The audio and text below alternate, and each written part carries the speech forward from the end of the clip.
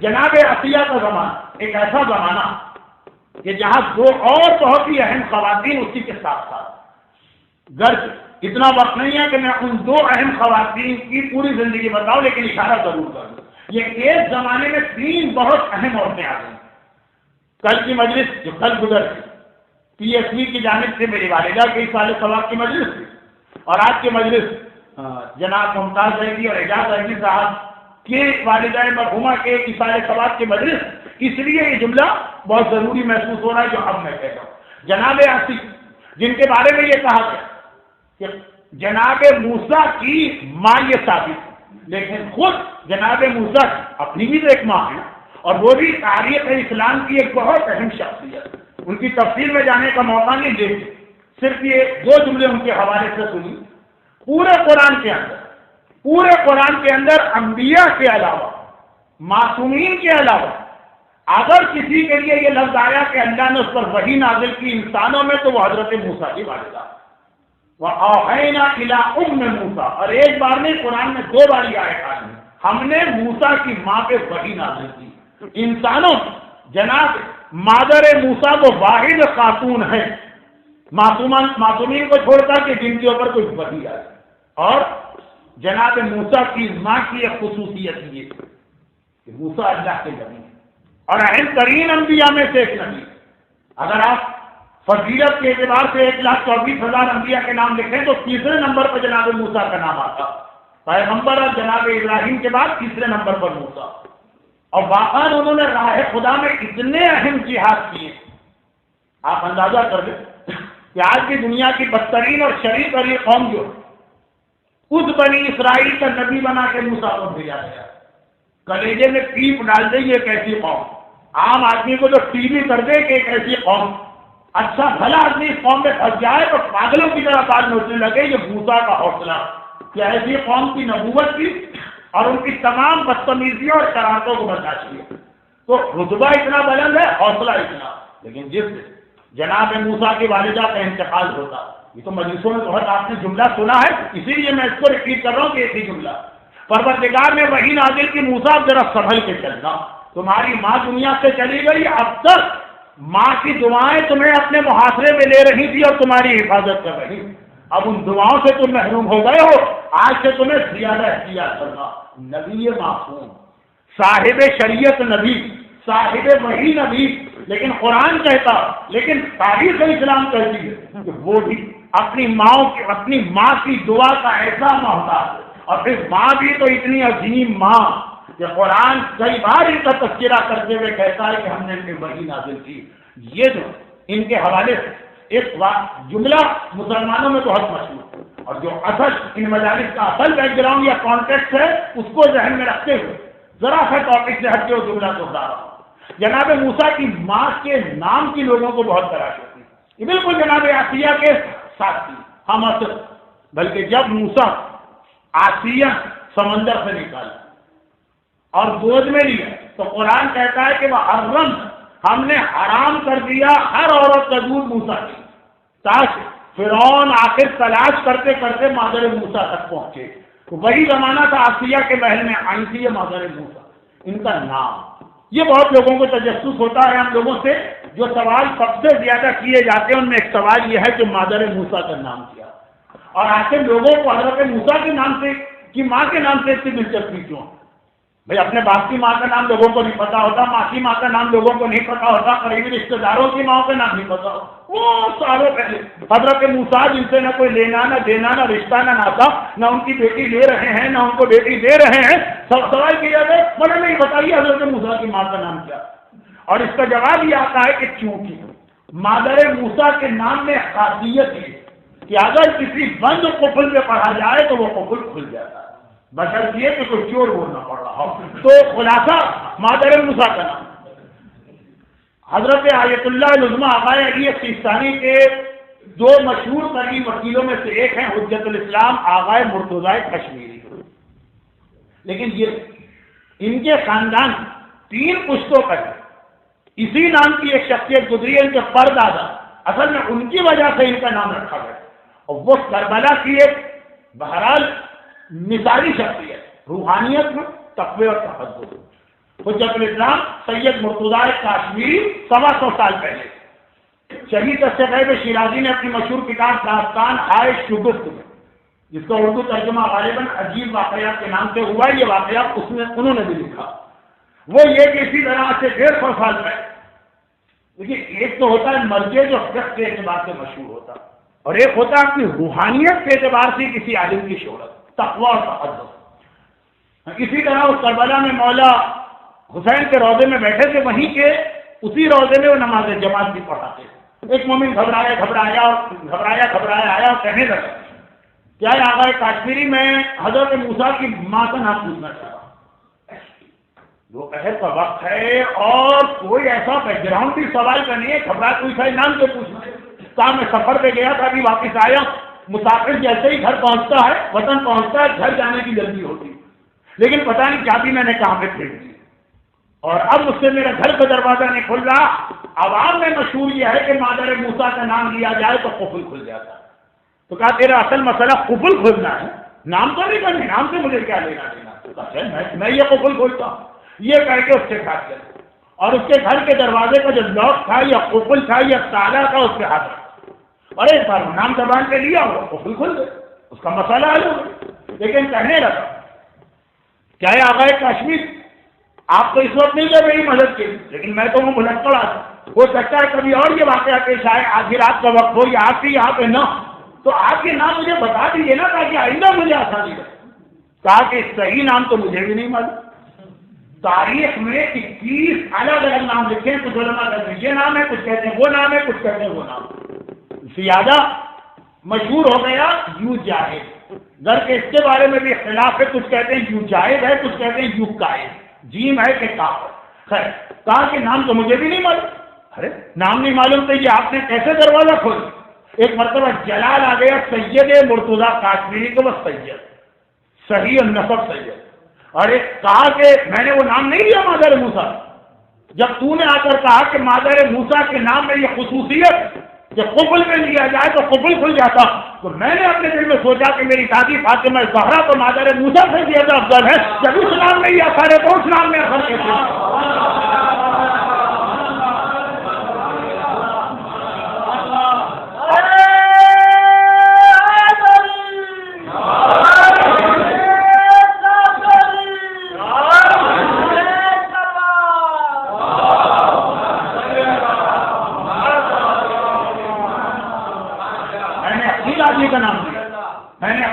ماجدہ کا نام لیا تو خیر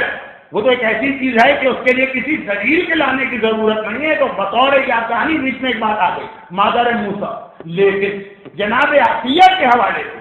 ایک اہم ترین نام یہاں پہ آتا ہے، ایک ایسی خاتون، ایک ہی دور کی 3 اہم خواتین، ایک ایسی خاتون کہ جن کا نام تاریخ میں آئے گا، صرف یہ آیا زوجہ جناب حزقیل۔ 4 سال پہلے میں نے جب پہلا سال کا میرا پنجیکرن سینٹر ایک تقریر کی تھی 4 آیتوں کے حوالے سے، اس میں یہ پورا واقعہ آیا، یہ نہیں جو ابھی میں پڑھ رہا ہوں، یہ نہیں، جناب حزقیل، جناب حزقیل فرعون کے چچا زاد تھا مومن، پھر بہرحال جس طرح بھی ان کا تقیہ ختم ہوا وہ واقعہ تو آپ 4 سال پہلے کو کیسے ڈھونڈ کے نکال دیجیے گا، لیکن جناب حزقیل کی بیوی بھی مومنہ اور جناب آسیہ، دیکھیے ایک منزل آتی ہے جہاں پہ نبی بھی یہ خواہش کرتا ہے۔ حضرت ابراہیم نے خدا سے کہا یہ سورہ بقرہ، پروردگار ذرا مجھے دکھا دے، ارے نہیں کیفا تحیی الموتیٰ، تو مردے کو زندہ کیسے کرتا؟ تو خدا نے کیا کہا، کیا تمہیں اس بات پہ یقین نہیں؟ گھبرا کے کہا یقین تو ہے، لیطمئن قلبی، آنکھوں سے دیکھوں تو اطمینان اور بڑھ جائے گا۔ ایک منزل جناب آسیہ کا ایمان تو اتنا اہم ہے آپ نے سنا، لیکن وہ جو فرعون کی طرف سے آنے والی مصیبت کو انہوں نے برداشت کیا، اس کے حوالے سے جملہ تاریخ میں آتا کہ جناب حزقیل کی بیوی وہ فرعون کی بیٹیوں کی کنگھی چوٹی کرتی، جو کام آج کل زیادہ پالش طریقے سے بیوٹی پارلر کے ذریعے ہوتا، یہ کام جناب حزقیل کی بیوی کرتی، اور شریعت نے کام بالکل جائز ہے جب تک کہ اس کے اندر کوئی اور دوسرا حرام انوالو نہ ہو، اس سیلف یہ حرام نہیں۔ ایک بار فرعون کی ایک بیٹی کے بارے میں کنگھی کر رہی، کنگھی ان کے ہاتھ سے چھوٹتے ہوئے، اب اختیار ان کی زبان پہ آیا بسم اللہ، فرعون کی بیٹی کے کان کھڑے، کہا یہ کون ہے ہم لوگ، کس کا نام لے رہے ہیں؟ ہم نے تو اب صرف اپنے باپ ہی کے بارے میں سنا، یہ دوسرا نام کس کا لیا؟ یہ کیا میرے باپ کے لیے تم نے یہ لفظ استعمال کیا؟ اب ایسی وہ منزل کہاں اللہ، یہ لفظ اللہ جس کے بارے میں بعض علماء کا کہنا ہے اس میں آدم جہی، یہ اس میں جلالہ، اس کے بہت سارے فقہی مسئلے ہیں جو انشاءاللہ جمعرات کی مجلسوں میں کبھی آئے، لیکن وہ جناب ہسٹری کی بھی برداشت نہ کرتے اور انہوں نے کہا نہیں، یہ میں اس کا نام لے رہی ہے جو تمہارے باپ کا بھی پیدا کرنے والا ہے اور تمہارے باپ کا بھی پروردگار۔ فرعون کی بیوی، فرعون کی بیٹی اپنے باپ سے جا کے شکایت لگاتی، جناب ہسٹریل کی بیوی فرعون کی بھاوج چچا زاد بھائی کی بیوی، لیکن جیسے ہی فرعون کو پتا چلا اس نے کہا اچھا میرے اپنے محل میں ایسی عورت، میرے اپنے رشتے داروں میں ایسی عورت، لیکن پہلا امتحان ان کا ہوا، چنانچہ اس نے کہا میں ایسا دردناک عذاب دوں گا کہ دنیا دیکھ لے کہ فرعون جب اپنے رشتے داروں کو اس معاملے میں نہیں چھوڑتا تو غیروں کے ساتھ کیا رعایت کرے گا۔ تانبے کا تندور بنائے، آگ کو روشن کیا، جب آگ اچھی طرح سے بھڑکنے لگی تو اس وقت جناب ہسٹری کی بیوی کو ان کے تمام اولادوں کے ساتھ لایا گیا۔ مومنہ نے نگاہ ڈالی بھڑکتی ہوئی آگ کو، سمجھ وقت امتحان آ گیا ہے، وقت شہادت آ گیا۔ چنانچہ نہ گھبرائی نہ پریشانی، صرف ایک جملہ تھا۔ یہ جملہ کی میں خاص وجہ سے کہہ رہا ہوں، جو آپ کو میرے اسلائی کو پتا ہے کہ ہر چیز ہمیں یہ دیکھنا پڑتا ہے کہ ہمارے لیے کیا پیغام ہے۔ کہا کہ فرعون ایک درخواست، اس نے کہا دیکھو آگ نظر آئی تو چھوڑ دیا اپنے اللہ کو، کہا نہیں میں معافی کی درخواست نہیں کر رہی، میں رحم کی درخواست نہیں کر رہی، صرف ایک درخواست، رشتے داری بھی ہے اور اتنے سال تمہارے گھر میں خدمت بھی انجام دی، جب میرا جسم جل جائے تو میری ہڈیوں کو زمین کھود کے دفن کرنا۔ پتہ نہیں کیا ہوا پچھلے سال یا اس سے پچھلے سال میلبرن میں کچھ قبرستان کا پروجیکٹ، کچھ قبروں کی بات، کچھ غسل و کفن کے مسئلے کچھ چل تو رہے، ایک دم سے وہ معاملہ ٹھنڈا کیوں پڑ گیا؟ یہ اتنا اہم مسئلہ کہ مومنہ کی آنکھوں کے سامنے آگ بھڑک رہی اور اسے یہ پتا چلا کہ مجھے اپنی اولاد کے ساتھ کیوں بلایا گیا، اولاد کو بھی اس میں کوئی نہ رحم کی بات، نہ زندگی بچنے کی بات، نہ عقیدہ بدلنے کی بات، نہ فرعون کی سے معافی مانگنے کی بات، دفن کی بات۔ میرا دفن جو ہے وہ صحیح طریقے سے ہو جائے۔ اور دیکھیے منزل مصائب ابھی آئی نہیں ہے، لیکن ایک جملہ ہے میدان کربلا میں بھی آپ دیکھیں، جب میرا آقا پہلی بار کربلا میں داخل ہوا تو حسین کی زبان میں بھی ایک ہی خواہش و تمنا تھی، ہمارے بعد ہمارے لاشیں جلتی ریتی سے نہ رہنے پائے۔ عورتوں کو الگ بلایا، مردوں کو الگ بلایا، بچیوں کو الگ بلایا۔ میلبرن کے صاحبان ایمان اس اعتبار زیادہ پروردگار کی بارگاہ میں اب رسپانسبل ہو گئے کہ مسئلہ یہاں آ بھی چکا ہے، مسئلہ یہاں جوش کھا کے اٹھ بھی چکا ہے، یہ ٹھنڈا نہیں ہونے پایا۔ اور اس کے بعد اب فرعون کے سپاہی آگے بڑھو، ایک ایک کر کے کافر ایک ایک کر کے اس کی ایک اولاد کو اٹھاتے ہیں، بھڑکتی ہوئی آگ میں ڈالتے ہیں، اور وہ صرف ایک جملہ کہتی ہے شکرن للہ، میں اللہ کے حکم پر راضی اور اس امتحان پر اللہ کا شکر ادا کر رہی ہوں۔ لیکن جب آخری بچے کی باری آئی، جو ماں کی گود میں 1 سال کا دودھ پیتا بچہ تھا، جب جس وقت اسے ماں کی گود سے چھینا گیا، ایک عجیب کیفیت، میدان کربلا کی ساری قربانی اپنی جگہ، حضرت علی اصغر کی قربانی سب سے زیادہ عجیب بنی، سب سے زیادہ عجیب بنی۔ اس حوالے سے کہتا ہوں کہ آقا حسین کسی شہادت پر پریشان نظر آئے تو علی اصغر کی شہادت پر، اور کوئی ایسی شہادت تھی جس میں 7 مرتبہ آگے چلے ہو، 7 مرتبہ پیچھے آئے ہو، بظاہر یہ لگ رہا ہو کہ آقا فیصلہ بھی نہیں کر پا رہے کہ کیا کرنا۔ تو جس حوالے سے بھی بات تھی، نعوذ باللہ آقا کی توہین مقصد نہیں، گود کا دودھ پیتا بچہ، اس وقت ذرا سی ماں گھبرائی اور بچے کو پروردگار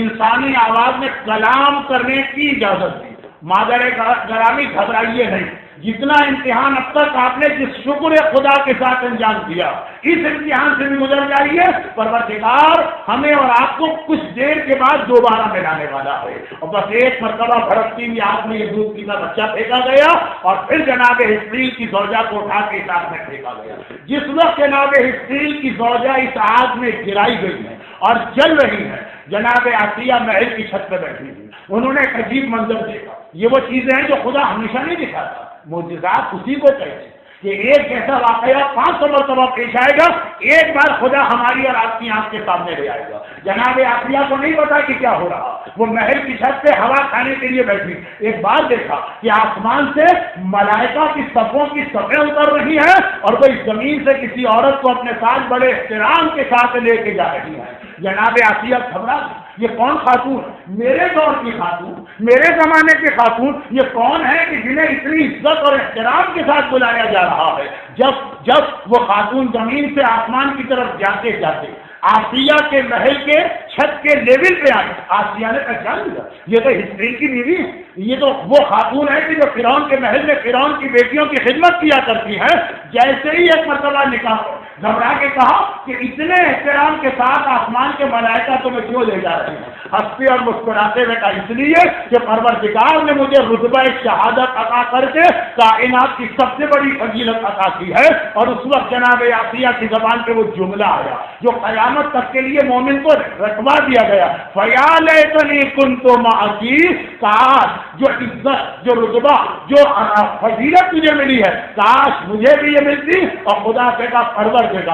مجھے بھی اسی طرح سے تیری رضا اور خوشنودی چاہیے، ایسی ہی شہادت کی موت مجھے نصیب فرما۔ ہسٹری کی بیوہ یا ہسٹری کی بیوی کی شہادت گھر کے